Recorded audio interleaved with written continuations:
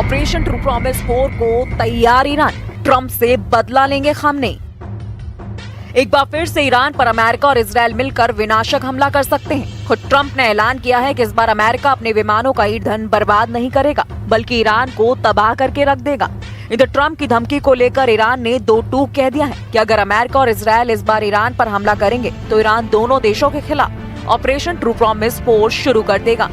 फिलहाल ईरान के राष्ट्रपति मसूद पेजेश्किन दो टूक कहा है कि इस वक्त ईरान दोहरा हमला का सामना कर रहे हैं। पहला है ईरान के खिलाफ आर्थिक युद्ध, जिसको लेकर ईरान के 31 प्रांतों में से इस वक्त 22 प्रांतों में हिंसक प्रदर्शन हो रहे हैं, जिसकी वजह से ईरान के 50 शहरों में कोहराम मचा हुआ है। दूसरा अमेरिका और इजरायल का वो ऐलान जिसमें ईरान पर बहुत बड़े हमले की धमकी दी गई है। आर्थिक युद्ध और जमीनी युद्ध को लेकर अब ईरान ने ऑपरेशन ट्रू प्रॉमिस 4 की तैयारी शुरू कर दी है, ताकि अमेरिका और इजरायल के हमलों से निपटा जा सके। अब हम आपको पहले दिखाते हैं कि इस वक्त ईरान में क्या हालात चल रहे हैं और ईरान कैसे बड़ी जंग की तैयारी में जुटा है। ईरान के 50 शहरों में कोहराम, खामनेई के तख्ता पलट की तैयारी। 86 साल के ईरानी सुप्रीम लीडर अली खामनेई पिछले 36 सालों से ईरानी शासन की कमान संभाले हुए हैं। वो इस वक्त इकलौते ऐसे ईरानी नेता हैं जो ईरान का हर फैसला तय करते हैं। इस वक्त ईरान में जो आर्थिक हालात चल रहे हैं वो ईरान के इतिहास में सबसे खराब बताए जा रहे हैं। ईरानी मुद्रा रियाल की कीमत में भयंकर गिरावट आ चुकी है। इस वक्त $1 14,20,000 रियाल के बराबर हो चुका है। लेकिन जो तस्वीरें ईरान से सबसे ज्यादा परेशान करने वाली आ रही हैं, वो है ईरान में हिंसक प्रदर्शन अब ईरान के 22 प्रांतों के 50 से अधिक शहरों में फैल चुके हैं। शुरुआत 28 दिसंबर को तेहरान के ग्रैंड बाजार से हुई थी, जो अब मशहद, जाहिदान, इस्फहान और हमदान जैसे बड़े केंद्रों तक पहुंच चुकी है।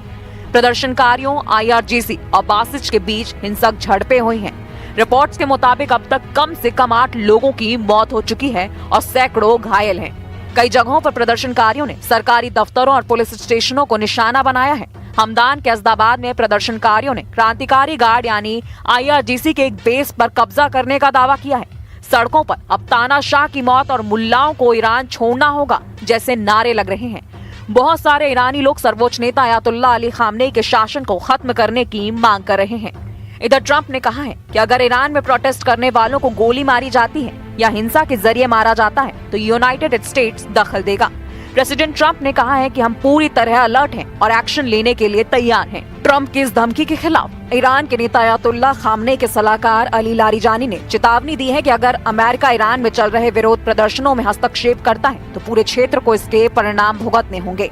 उनका कहना है कि ट्रंप को ये जाने लेना चाहिए कि अमेरिकी दखलंदाजी अराजकता फैलाने के समान है।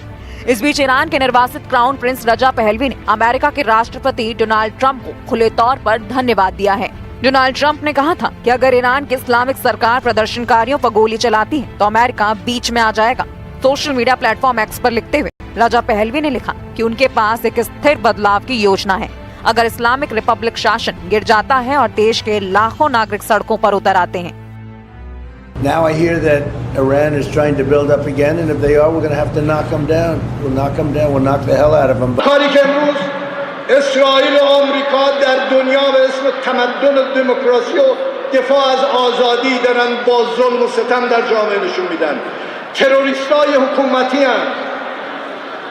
اینا با قدرت دولت دارن انسانهای توانمند کشور ما رو و تمام کشورهای اسلامی رو و آزادی خواهان رو ترور میکنن.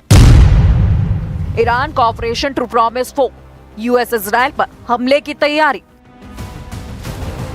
इजरायली प्रधानमंत्री नेतन्याहू और राष्ट्रपति ट्रंप के बीच में हाल ही में मुलाकात हुई है और रिपोर्ट्स के मुताबिक इजरायल अमेरिका पर दबाव बना रहा है कि ईरान के परमाणु ठिकानों पर दूसरे दौर के हमले यानी राउंड 2 स्ट्राइक्स किए जाएं।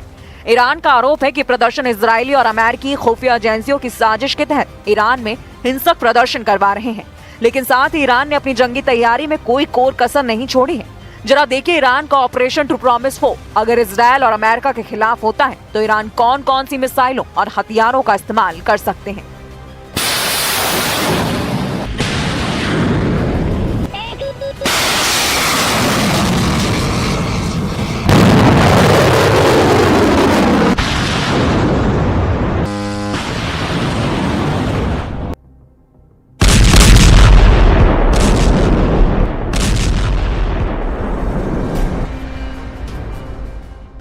ईरान के पास मिसाइल और ड्रोन का जबरदस्त भंडार अभी भी मौजूद है। ईरान के पास बैलिस्टिक और हाइपरसोनिक मिसाइलों की जो रेंज मौजूद है वो इजराइल पर खास तौर से बेहद भारी पड़ सकती है। ईरान के पास मध्य पूर्व में मिसाइलों का सबसे बड़ा और सबसे अधिक वैरायटी वाली मिसाइलें हैं। ताजा अनुमानों के मुताबिक ईरान के पास 3000 से अधिक बैलिस्टिक मिसाइलें हैं। हाइपरसोनिक मिसाइल फतह 1 और फतह 2 मिसाइलें हैं। ये ईरान के सबसे आधुनिक हथियार हैं। इनकी गति ध्वनि की गति से 13 से 15 गुना अधिक यानी मैक 13 से लेकर 15 मैक तक है, जिसे इजराइल का मौजूदा कोई भी एयर डिफेंस सिस्टम आसानी से रोक नहीं पाएगा। ईरान की इस मिसाइलों की रेंज लगभग 1400 से 1500 किलोमीटर है। जरा ईरान की लंबी दूरी की मिसाइलों के बारे में जान लीजिए। ईरान सेजल मिसाइल 2000 से 2500 किलोमीटर तक मार सकती है और इजराइल के किसी भी कोने को निशाना बना सकती है। ये सॉलिड फ्यूल आधारित है, जिसका मतलब है इसे बहुत कम समय में लॉन्च किया जा सकता है। होर्मशह इसकी मारक क्षमता 2000 किलोमीटर है और ये 1500 किलोग्राम का भारी वॉर हेड ले जा सकती है। सटीक मार करने वाली मिसाइल खैबर शेकन इसकी 1450 किलोमीटर और ये अपनी फुर्ती के लिए जानी जाती है, जो दुश्मन के रडार को चकमा दे सकती है।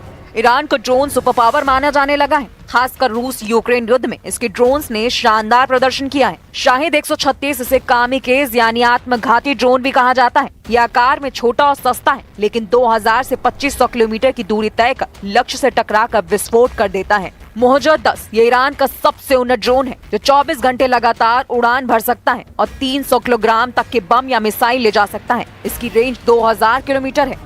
शाहिद 107 ये एक नया टोही और हमलावर ड्रोन है, जिसे विशेष रूप से स्वार्म अटैक यानी दर्जनों ड्रोन का एक साथ हमले के लिए डिजाइन किया गया है। ईरान की क्रूज मिसाइलें पावे बेहद खतरनाक मानी जाती हैं, जो 1650 किलोमीटर तक मार सकती हैं और बहुत कम ऊंचाई पर उड़कर रडार से बच सकती हैं। ईरान का सुपर कैविटेटिंग टॉर्पीडो हुड पानी के नीचे 360 किलोमीटर प्रति घंटे की रफ्तार से चल सकता है, जो दुनिया के किसी भी युद्धपोत के लिए बड़ा खतरा है। ईरान ने खुद का बवर 373 विकसित किया है, जिसका दावा है कि रूस के S-300 से भी बेहतर है।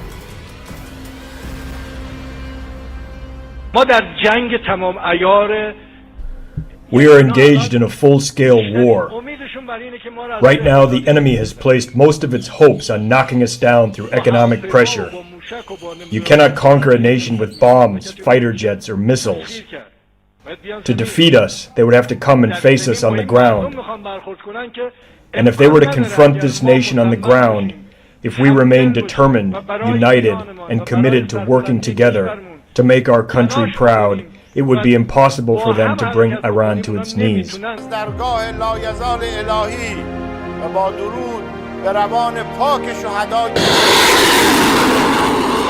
कुल मिलाकर हालात ये हो गए हैं कि अगर ईरान पर हमला हुआ तो यकीन मानिए ईरान इस बार अपने वजूद को दांव पर रखकर पूरी ताकत से इजराइल और अमेरिका से मुकाबला करेगा।